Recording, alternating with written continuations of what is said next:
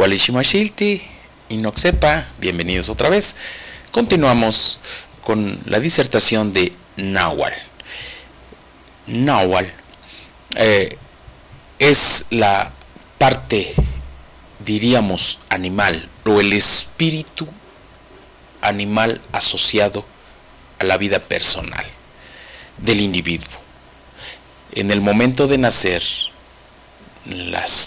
los Tlamacasque y las Tlamacasque observaban esas características de comportamiento, leían esos símbolos, esas señales, más que símbolos, señales en el nacimiento del bebé o de la bebé, y escuchaban, observaban, muy atentos a lo que acontecía en el entorno.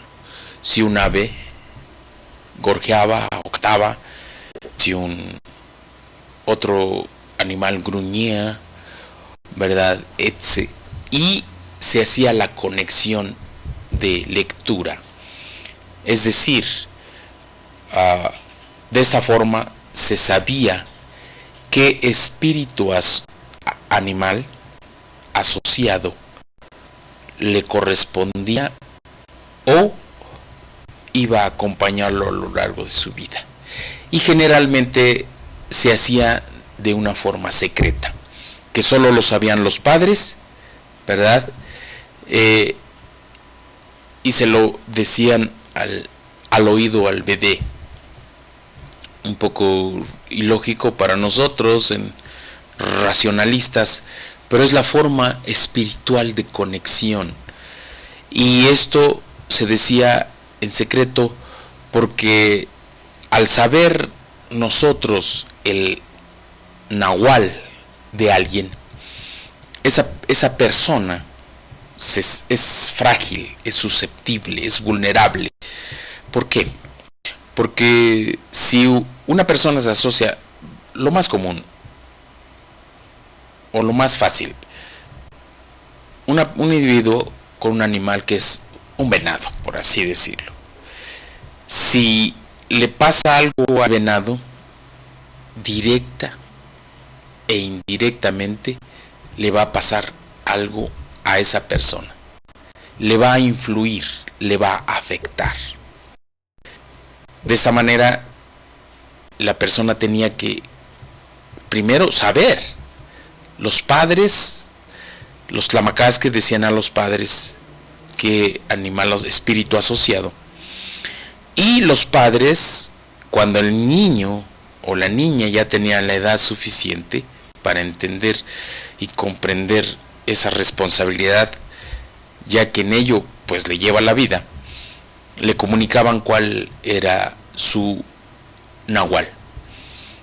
Y entonces desarrollaba un vínculo más íntimo, consciente por supuesto, de relación con el animalito. Porque de esta forma se nutría y alimentaba espiritualmente. De esta forma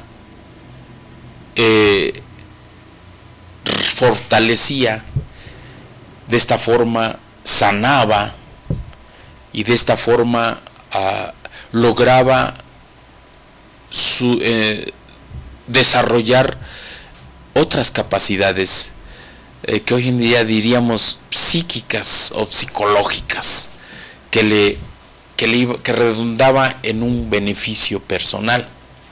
De esto tenemos muchas pruebas en los códices Amoshtin y en la cerámica, en muchos museos que vemos en regiones, por ejemplo en periodos de Olmecas, que está el rostro de un niño con los belfos, los labios gruesos, que dicen los estudiosos que tiene la boca ajaguarada, las cejas flamígeras, algunas veces las orejas muy grandes, ¿verdad?, que nos relacionan con el desarrollo del oído. Y por supuesto, todas estas capacidades eran reflejadas de una forma subrepticia en su vida personal, ya sea en la forma de un tatuaje, que en algunos casos, cuando eran con una preparación exacerbada, los grandes tlamacasques, cuando egresaban del Calmecac, se escarificaban la piel para dejar la huella, ¿verdad?, de esos símbolos que por sí mismos ya conservan o llevan una carga espiritual poderosa. Pero la gente común se tatuaba de una forma más simple, o usaba prendas, ¿verdad?, con elementos. Por ejemplo, si su náhuatl era un venadito, un collar, un coscapetlat de pezuñas de venado, por ejemplo, el mentado ojo de venado. He ahí el simbolismo. O las astas, ¿verdad?, que se hacían orejeras, pulseras o pectorales de esos elementos que hoy en día los conocemos, ¿verdad? Inclusive tienen una carga espiritual de sanación, sobre todo para los niños. El mentado ojo de venado, que evita el mal de ojo, que para la cultura occidental pues son fantocherías, son supersticiones. Sin embargo, pues es parte esencial de la tradición, de la creencia y la fe de nuestra gente, que es una curiosidad que poniéndole al niño su semillita de ojo de venado, pues se le quitan malestares y se evita que le vuelvan otros. En fin, recordemos que nuestra tradición es una cosmopercepción diferente al occidentalismo, que que el racionalismo está presente y todo lo razona, todo le busca una explicación lógica. Hay cosas que no tienen una explicación lógica, solo acusan la respuesta de la ley causa-efecto. ¿Crees? Sucede. ¿No crees? No pasa nada. Entonces eso es movido fruto del pensamiento, del sentir, del pensar, del hacer, del creer.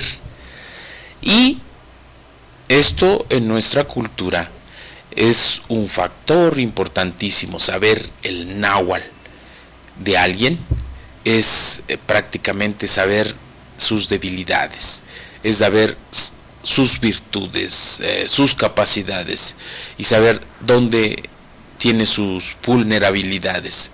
De esta manera era muy cuidado, aunque hay un factor muy curioso, y eso nos lo platicaron los tlamacasques, las personitas, las tepactianes, que traen a luz. Hoy le llaman de una forma despectiva parteras o tisiteras, pero tienen un acervo de conocimientos muy amplio.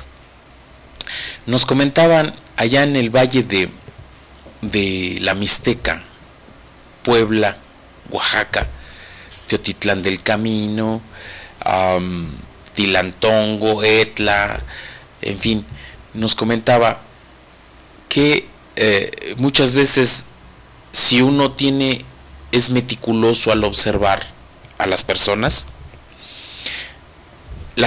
en sus actos, en su forma de proceder, de mirar, de hablar, de actuar, de sonreír o de estar en silencio, o de caminar, o de hacer cualquier acción, reflejan su nahual.